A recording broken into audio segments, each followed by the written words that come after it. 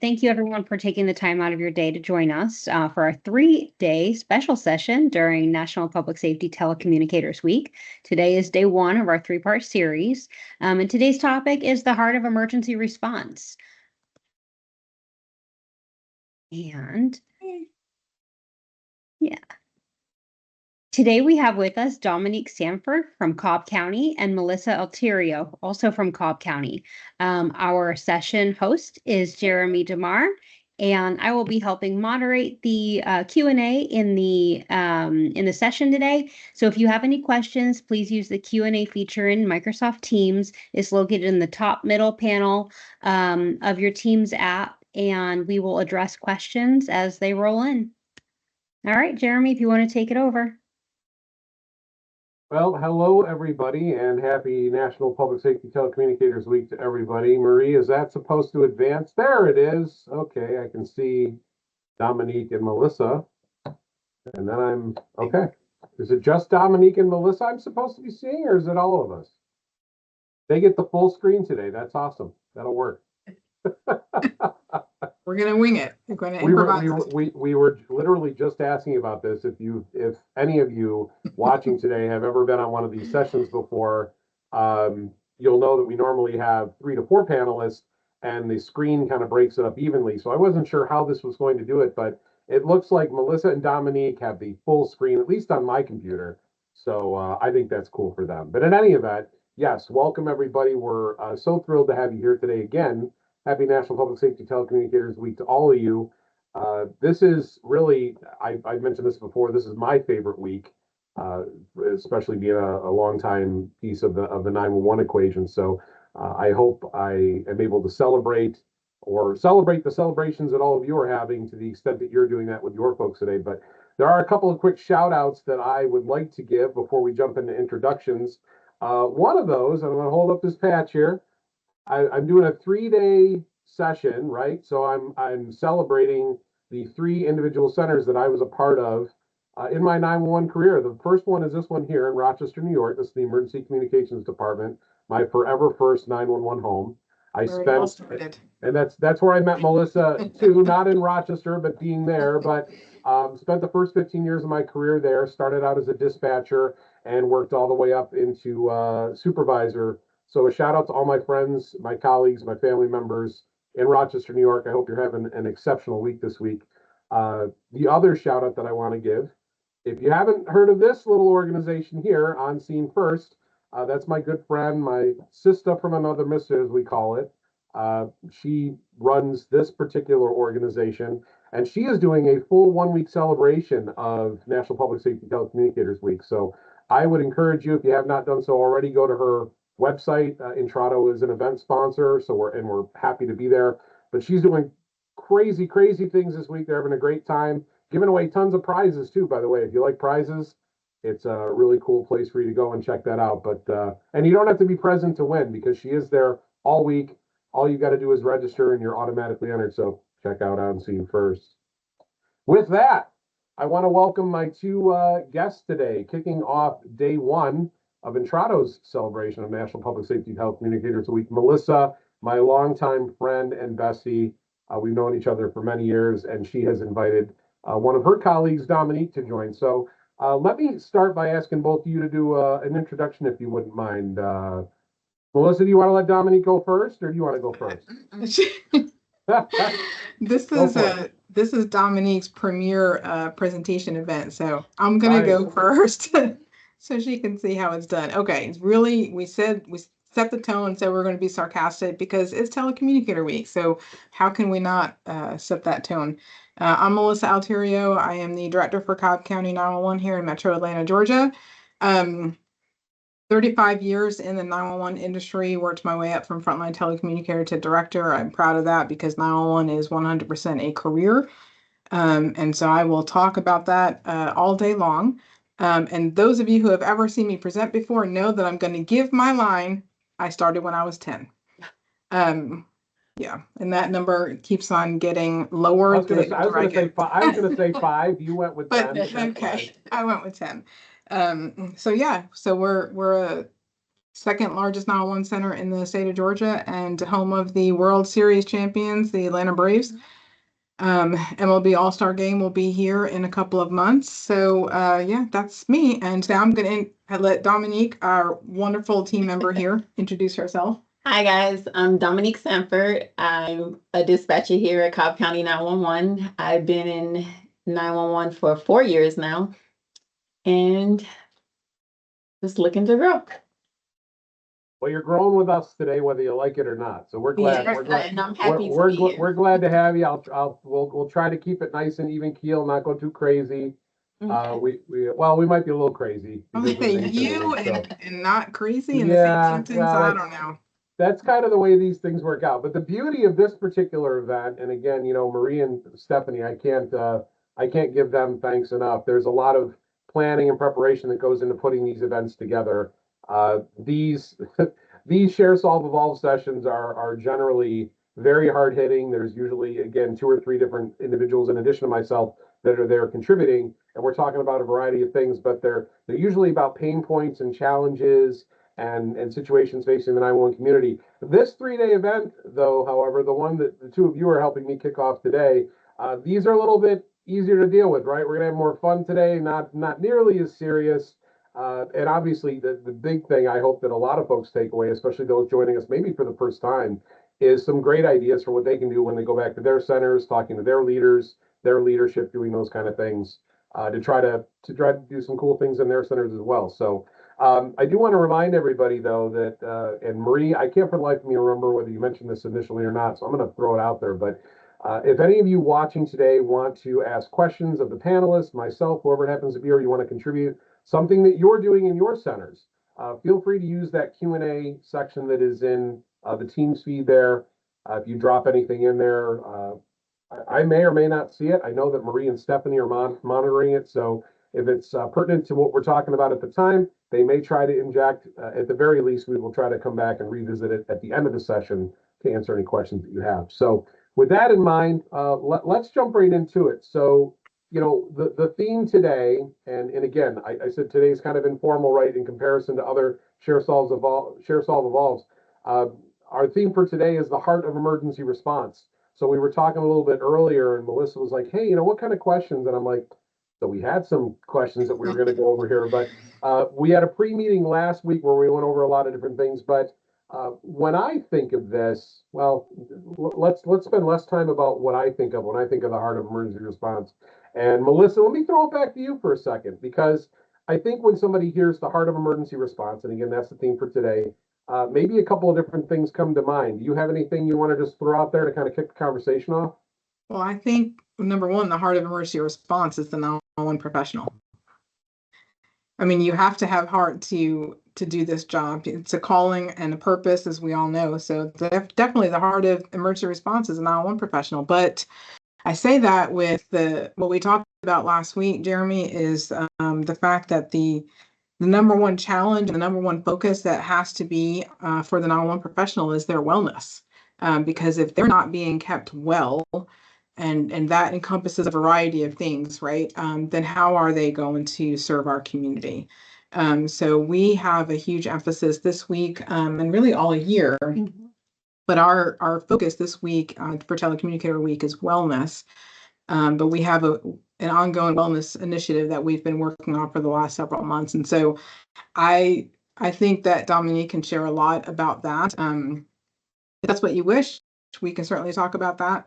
No, I think that's great. And we were going to bring that up. And you said, and I think one of the things that really stood out for me, and I actually put it in quotes when I was writing down notes today that you and I were chatting, your whole week, the whole National Public Safety Telecommunicators Week was based on wellness. I thought that was awesome as well. You also talked about, and if you want to talk about it later, we can, but you also talked about a wellness room. I'd be curious to find out whether or not that's different from, because I don't think we hit on it in our conversation. Is that different from a conventional quiet room? Is that, so I'd be curious to hear about that, because inevitably, whether you're on the front lines, doing things that many of us started out in this profession doing, or you've migrated your way up into maybe supervision or some form of administration or leadership, we are all seeking ways to make the work environment better for our people, right? To make it more palatable, to make it more, less stressful to the extent that we're able to do so. So when we hear people talking about wellness and different initiatives to take that off, that's something people want to hear about. So yeah, Dominique, if you want to weigh in, I'd love to hear your thoughts. Yeah, absolutely. So one thing I do want to mention is I did come from another center. So seeing what Cobb is doing here as far as wellness is huge for me. So we do a wellness challenge every month, and I think that's big because it gets the floor involved. We do have a wellness room where we can sit, we can read, do different things in, but the challenges for me are the big part. And by us doing the challenges, we do something to help everybody contribute to the challenge. We'll stand every other hour, or on the second hour, everyone do 10 squats, something minor, but just something to get everyone engaged. And I personally believe that your physical, health is in close connection, with your mental health. So it definitely helps us out on the floor. I'm not doing the squats. Yeah, I go up there and watch. but it's actually very fun. We even try to get the suits involved, and it's really fun just to see the floor and everybody participate. And especially if something, like a high stressful call or something is going on, it's once that's done and we're, everyone's okay, it's kind of to ease your mind and, kind of help you continue to get through the rest of the day. But it's really Well, when you see a lot of the centers out there too, especially some of the more progressive centers, I mean, the center I was a part of most recently in New Jersey, we had talked about getting treadmills and stationary bikes and those kind of things, because by and large, our profession is one of sitting and standing still for long periods of time. So, but we're seeing a lot of those centers, to your point, Dominique, starting to roll out different types of equipment, if you will, to promote moving around and not just sitting in your seat all day, which I think many of us are guilty of. So I think it's important to point out the fact that we don't have either one of those pieces of equipment on our center floor, and we're still able to participate in challenges. So, I'd like, to make sure Cobb County, we're very fortunate. We have a great budget for health and wellness, but I also want to take into consideration some different size centers that may not have a healthy budget, and that's okay, because while we may have a healthy budget here in Cobb, we're very frugal with our money. So we don't spend a lot of money on health and wellness, because you don't have to do that. You don't have to spend money in order to go through some of these health and fitness challenges. So I want to start off by talking to give a quick little history. So a couple of years ago, and I know we publicized it quite a bit, so those of you who have heard about this before, my apologies, but let me just reiterate the fact that we opened a wellness garden, and it was 100% donated to us by our Cobb County Public Safety Foundation in alignment with several business associations and organizations here in Cobb County. And so we unveiled that a couple of years ago during Telecommunicators Week. It's a garden. We have a couple of seating spots out there. It's just very serene. There's some overhead lights out there that are on a timer for the dispatchers to go out there on the overnight if they want. And it's just a great serene type garden for them to go out there, and another space for them to leave the center without going to a quiet room. So that was kind of the start of our wellness program. We call it GROW. It's growth, restoration, oneness, and wellness. So that garden has been very successful. We have a garden committee who goes out there maybe every couple of months and does cleanup and stuff. Like for the spring, we're going to be planting new flowers. Mm-hmm. So it's another great way to get everyone involved. So there's that. But then that grew, pun intended, into more of a different wellness initiative. So yes, we have quiet rooms, but one of the things, and this is, Jeremy, we talked about, we can expand upon this a little bit because I want Dominique to talk a little bit about the garden from her perspective as well. But we have some great programs here in place in Cobb County, and I'm grateful for that.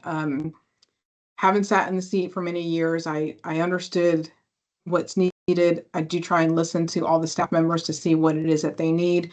And the message I have for decision makers out there is to make sure you recognize the fact that it's never enough. And that's okay, because that's just complacency. You didn't get complacent. So we have a great, robust peer support program. We have a health and wellness committee. We have these wellness challenges going on. And then I was approached by an organization who received a grant here locally that wanted to come in and do an organizational behavioral health assessment with our staff. And so we're like, absolutely, 100%, because we have all these great programs in place. And I'm not ashamed to say that when I received the results back from that, I was rather alarmed. And I don't mean some of the questions I can certainly answer privately. But they were not morale questions. They were not, do you have a peer support program questions. They were very personal to somebody's mental well-being. Mhm. And receiving some of those responses back were very alarming, because, and some of those responses are very personal to the individual. They're not necessarily mine as a director or Cobb County as an organization's responsibility. I want to make that also very clear. However, it still launched us into a space where I feel compelled to make sure we are doing everything possible to take care of the well-being of our employees because of the job that they have to do. And so that is what launched us into grow number 2, into a wellness initiative where we get pamphlets and literature out there that has to do with suicide awareness and alcoholism and all the things that we may not necessarily talk about in 911, but we know is out there. And now I have some proof that there are concerns about that in not just my center, but centers across the country. And it's not just about the response to a difficult call. So it launched us into a series of literature, posters that we're putting around the center, and also now this wellness room. So we have quiet rooms, we have a great garden, and now we're working on a wellness room. We were trying to get it unveiled this week for Telecommunicators Week, but we're actually going to be a couple of weeks late due to some furniture not being here on time, but that's okay. We'll make a big showing for it probably during Mental Health Awareness Month, which is in May. So we always have a backup plan. But this wellness space is going to have some comfortable, it's going to be a lot larger than a quiet room. It's going to have some comfortable furniture in it. It's going to have some different types of furniture, some fun stuff. It's a very serene, almost like a living space that will, we're going to put some healthy snacks out there. We're going to have some mood lighting, if you will, just some different kinds of things that are just going to hopefully relax the mind and just give them an additional space to go and kind of chill. We're going to try and have some infused water. I don't know why that's important to me, but that's my vision. But who's going to change that out every day? I haven't quite figured out yet. Maybe it'll be me. You got the vision, you just haven't figured out all the logistics behind it. Yeah. Well, I do. So that's all awesome. I do have some comments, but I'm curious, Dominique, I didn't want to steal any of your thunder if you wanted to add anything to that before I threw a comment in there. Well, I do want to add just a comment about the garden. And this is just from a personal experience. I'm not someone who take things personal that happen on the floor. But about 6 months ago or so, I had a call, and let's just say 7 gunshots let off on a call. And out of my 4 years, that was my first time hearing someone actually be killed on the phone. So someone from my peer support came and she's like, hey, you want to take a walk? I'm like, no, I'm okay. She was like, no, you need to take a walk. So I went downstairs. I immediately went to the garden and I started boo-hoo crying. I don't know why I was crying, but it came out. And after just sitting out there for about 5 to 10 minutes, I say it was a zen. Like, it was just relaxing. Like, it just helped me to refocus. Yeah. I went back up 15 minutes later and finished, and I still had 7 hours left on my shift. So I went back up, and it was just that garden is so peaceful. Like, we have a little hammock out there. You can lay in. It's that's inherently dangerous. I can remember a couple times going into the quiet room and thinking, I'll set my alarm. Oh no, I'll just doze off for a second. And the next thing, DeMar, you come back to the channel? Yeah, sorry, totally lost. But no, and that's, Dominique, that's kind of an excellent point to one of the other things I was talking about, and really what both of you have talked about. And I know for a fact, here's a little hint about maybe next month's Share Solve Evolve might have a little something to do with mental health and wellness. I don't want to put too much out there, but really what the two of you talked about, in my opinion, is what we call removing the stigma, right?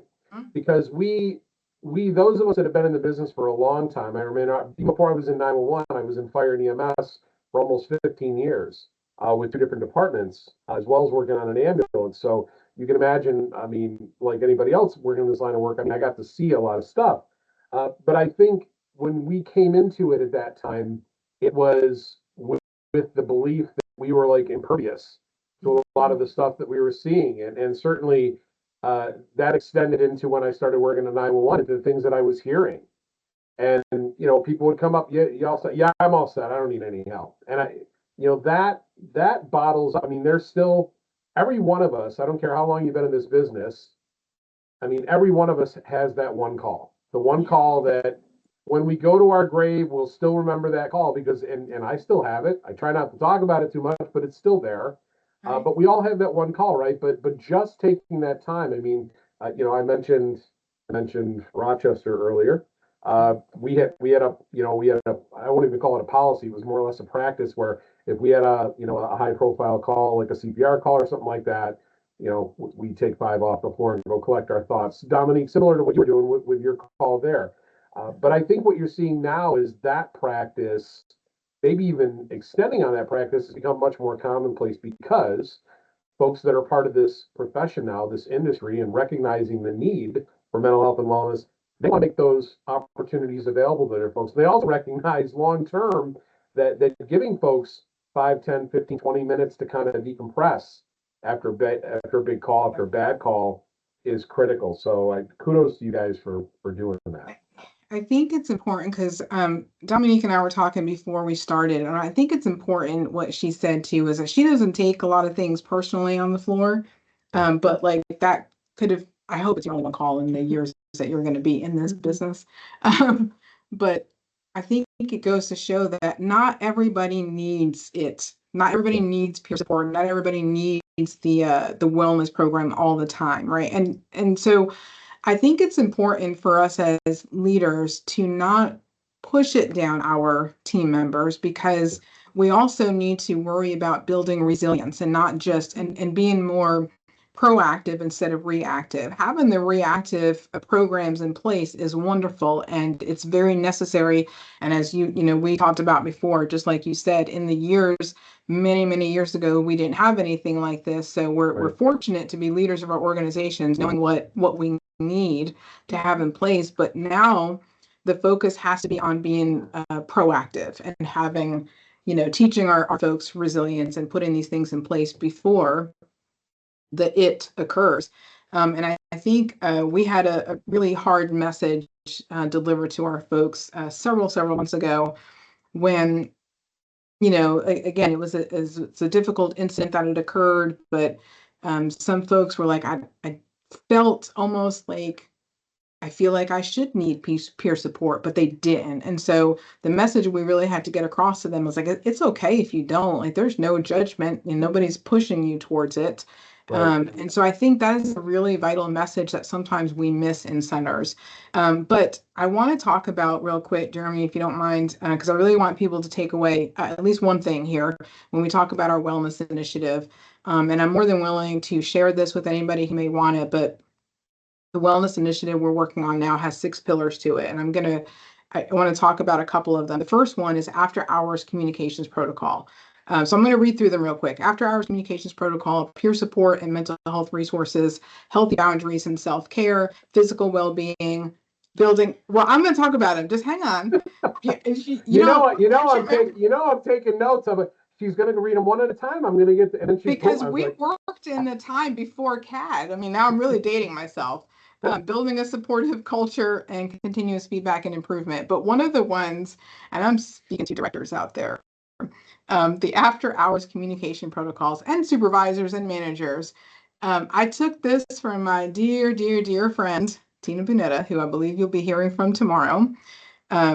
She had a line on her signature in an email, and she calls it a well-being notice. And I stole it from her because why wouldn't we steal things from our amazing colleagues, right? So now I have a signature line that goes to every email that says something to the effect of, I am sending this email at a time that works for me. Please respond at a time that works for you. Because I'm executive director for the second largest 911 center in the state, right? I work at 9 o'clock at night. I mean, it happens. Sometimes it's 4 o'clock in the morning and I'm either answering emails, but that's okay. That works for me. But I don't want one of my supervisors to feel like they have to respond when they see that email if they're off duty.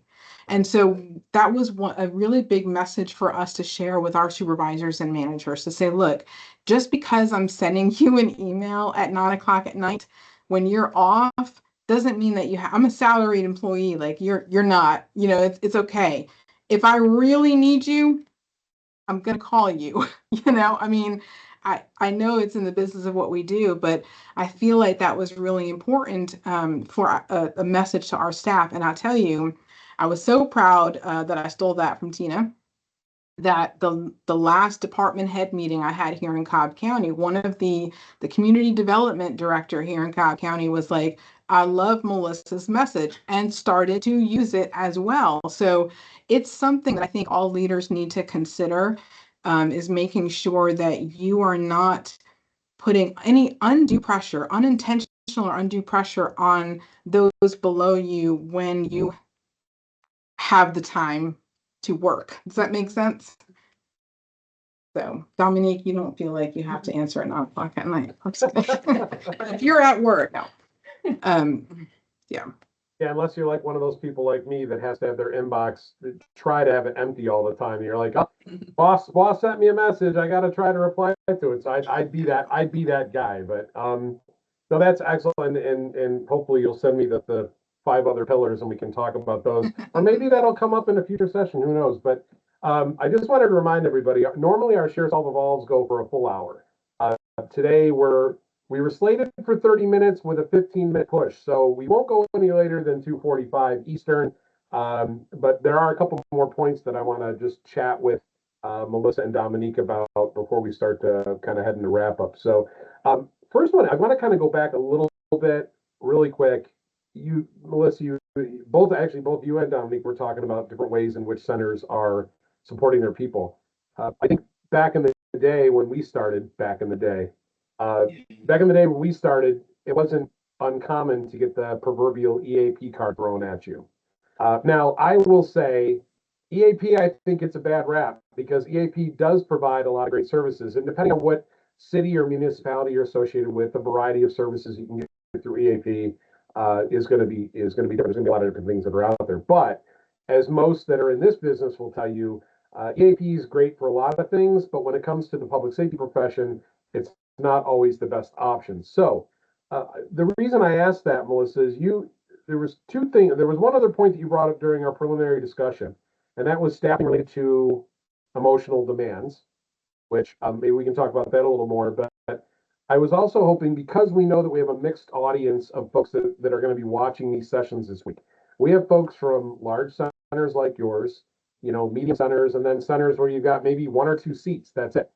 So we have a very dynamic audience. We have folks from all over the place. So some will watch this and say, to Melissa's point, we don't have those gigantic budgets. We don't have X. We don't have Y, whatever it happens to be. So when you're thinking about, based on the discussion we've had thus far, if you were talking to somebody that was in one of those baseline centers, maybe it's a smaller run, law enforcement or police run center, and they don't have a lot of resources. They haven't started building the framework for supporting their personnel because they just haven't had the capability, the resources to do it. What would be some of the recommendations the two of you would have to maybe start something at the ground level in a very small center? Any thoughts? I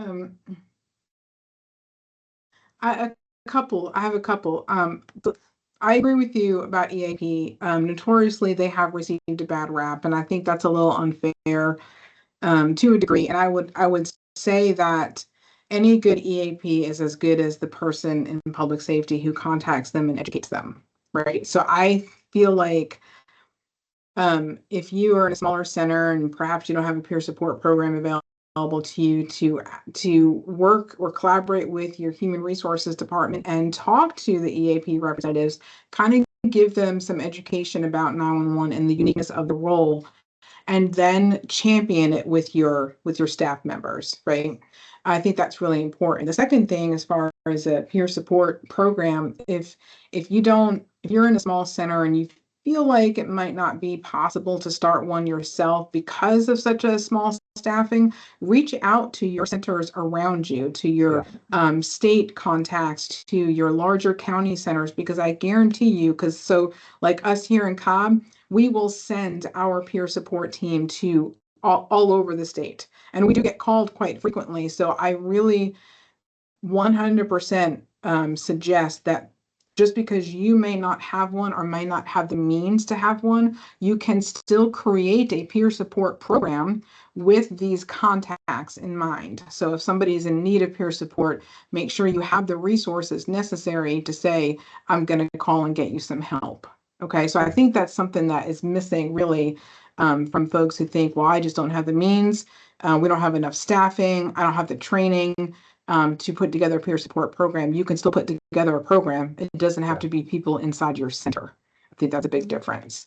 But to Dominique's point earlier is, what are your feelings on knowing that we have a peer support program, and any advice from anybody else? Well, what I would tell you is I appreciate the peer program because I definitely feel more comfortable speaking with someone that I'm familiar with, and who possibly has went through something that I have, versus just a stranger. I know they're a professional, but it's just that level of comfort. Like, I can just really let down and speak to them. So I definitely feel a lot better having peer support, whether they're here or just in a neighboring county. It just, I feel better speaking to them than EAP. Well, and I think to Melissa's point too, and she mentioned stealing from Tina. I like to say permanently borrowed. But our profession is one of giving in many ways. And I remember, even when I took my first director role in Springfield, as a first-time director going in there, and you think you got it all figured out, and then you go in and you go, wow, I'm in the seat. I don't have it all figured out. So I would routinely reach back to my colleagues where I spent 15 years, and my previous director, and bounce ideas off of him or the deputy director, or other people other people that had already been doing this. And it's so I guess my big point is we're absolutely willing to share as an industry, as a profession, with other folks. But here's the other invitation that we give those of you that are a part of these smaller centers, and even if you're not a leader in the center, even if you're well, in my opinion, you're all leaders, but even if you're not the leader in title, somebody that is providing dispatch or telecommunicating services or call taking services equally is important. Don't wait for leadership to come up with ways to develop these things, or even celebrate National Public Safety Telecommunicators Week, right? You can see what a lot of the other centers are doing. You can do a lot of those things. I'm not telling you to go out and just do things without asking for permission, but use the ideas that you see other agencies using. Go to the powers that be within your individual offices and say, hey, what do you think about this? What do you think about this? So on and so forth. The other thing I want to extend, and I know I can do this with Melissa, and I'm sure this is the same for a lot of the folks that I know from a director standpoint. Any one of these people that you see on this session, or that you see at an APCO or a NINA conference or wherever you happen to be, most, if not all of them, are probably going to be more than happy to take a phone call from you, get into an email back and forth, a chat, whatever you want to do. So if this is not the right form, if today is not the right form, if you don't feel comfortable dropping something in the chat, that's fine. You can email me, you can email Melissa, you can email Dominique. We can get you access to all these people, and you can start these initiatives on your own. But the last thing that we want any of you to do, especially if you're in one of those centers where you don't have a lot of resources to yourself, but these things haven't been established, is to say, oh, we're too small, it's not going to work here. It can absolutely work. The big thing is having the conversation and kind of starting that off. So that's kind of how I wanted to tie that together. Let me just check with Marie and Stephanie quick. Marie, Stephanie, I think what I'm seeing here on the screen is, have you guys seen anything come through yet, question-wise or anything that we need to chit-chat about? No questions in the Q&A so far. Okay. So as a reminder, if you guys have any questions, please use the Q&A feature in your Microsoft Teams app. It's located in the top panel. Yep, thanks, Marie. And I will tell everybody, because we're at about I'm watching on 2 different clocks here, so we're about 7-8 minutes out from that area of push that I was talking to you about. So number one, it's been a great conversation. I knew it was going to be quick, so I knew we had to get through a lot of these things. Dominique, I'm glad that we were able to bring you in for what sounds like the first time to kind of go through some of these things. So hopefully we'll have you back again, but yeah, not the last. But yeah, really, from a National Public Safety Telecommunicators Week, any words of wisdom as we kind of close this thing out today? And I'm so glad that both of you were here to help me get this special 3-day Share, Solve, Evolve series off. But as we think about what's going on in your center, and then maybe some recommendations you might want to give to some small, medium, and large size centers that are still trying to kind of figure out how they can celebrate with their people. Any last minute thoughts or comments from either of you about that? This was not a scripted question, so yeah, I was trying to kind of. No, we got it. So what I do want to say is I'm originally from Miami, and also I'm a hairstylist. So I talk to a lot of people, and the one thing I always get, most people are like, how could you do that job? And when I tell them that I love it, they think I'm crazy. But one thing from talking to a lot of people, and even just a lot of dispatchers in general, I think one thing that aids towards bad mental health with dispatchers is we really don't get a resolution as to what happened with the calls. And one thing that I noticed, and I don't know if other centers are able to do this, but on some of the hot calls, like major calls, like gunshots or something like that, we'll get, I don't know what's the name, we'll get some type of email, right? Within the next day or so, and it'll say, this unit responded to this call, and it'll be like, this person was transported to the hospital, and that's it. It's not giving too much information, but it actually just helps us to close it and move on. And that is such a huge help from what I've seen in my previous center. So I don't know if that can really help other centers, but I know just from speaking to other dispatchers, that is huge with helping us to get closure, because I mean, mental health is huge, and a lot of people don't think about it. They try to just close it out, and it eventually creeps up, especially in this field. So I think that's one thing that's really good if other centers can implement that.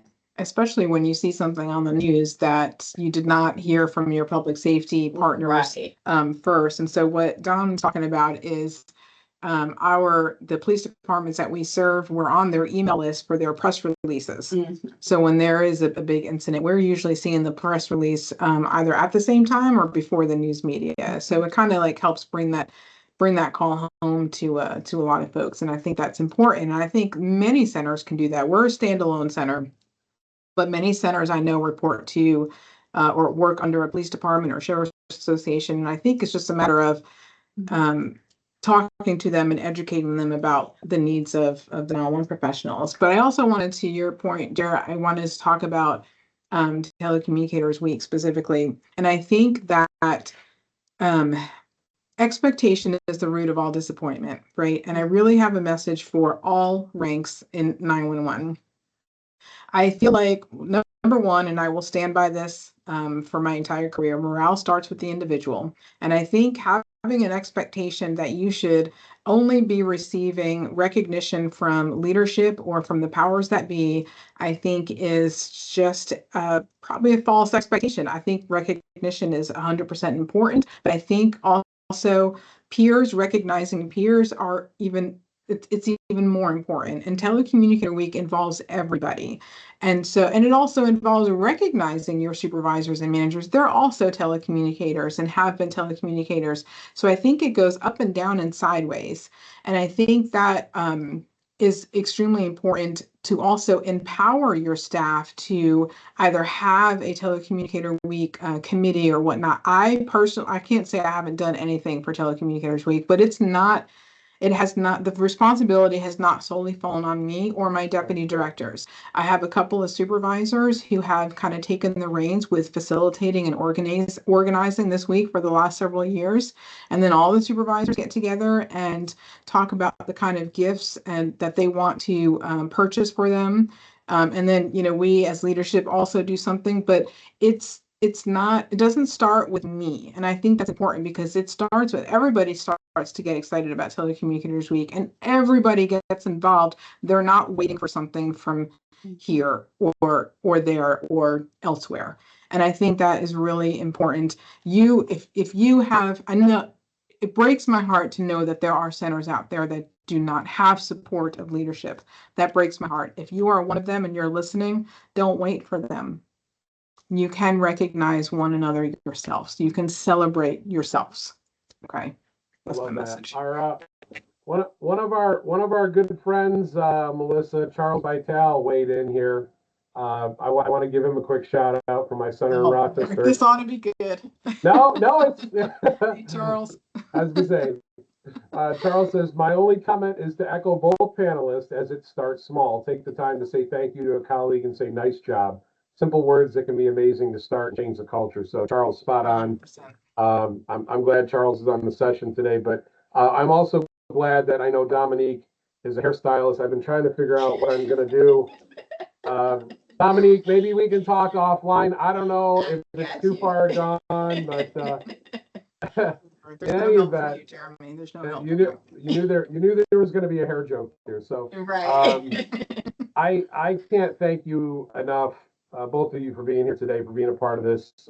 Absolutely. I mean, Melissa, you and I have known each other for a long time. I know you're fully committed to doing everything you can do to make your center, and I've already done it. You've already given examples of those amazing things that you've done. And Dominique, working with Melissa, you've got a great a person in her to really kind of soak it all in from. She's a wealth of information. I'm sure Melissa's taking things from you as well, which is great. I mean, the best leaders, in my opinion, are teachable, right? They can learn from everybody. So that's a good thing. But to really just kind of wrap up again, thank you both for your time. Thank you. As I look back at the camera and tell everybody, number one, thank you for being a part of Share, Solve, Evolve today.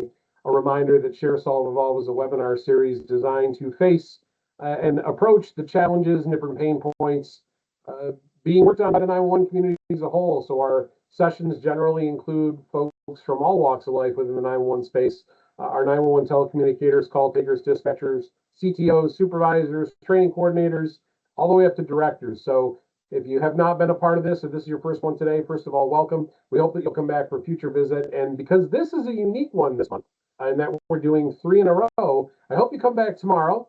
We're going to be featuring Tina Benetta's team, a couple of her team members from Aurora, Colorado. Super excited about that. And on Thursday, we're going to close the week up with Terry Goswick's team from NTEC, the North Texas Emergency Communications Center. A couple of folks to kind of close the week up with them. But on behalf of everybody at Intrado, especially Marie and Stephanie, my absolute sidekicks and the people that help me make things happen. But on behalf of the entire Intrado team, Melissa and Dominique, I thank you all for being a part of this today. Thank you. And I wish you an awesome, incredible rest of your National Public Safety Telecommunicators Week. Have an amazing day, everybody. Thank you. Thanks, everyone. Take care.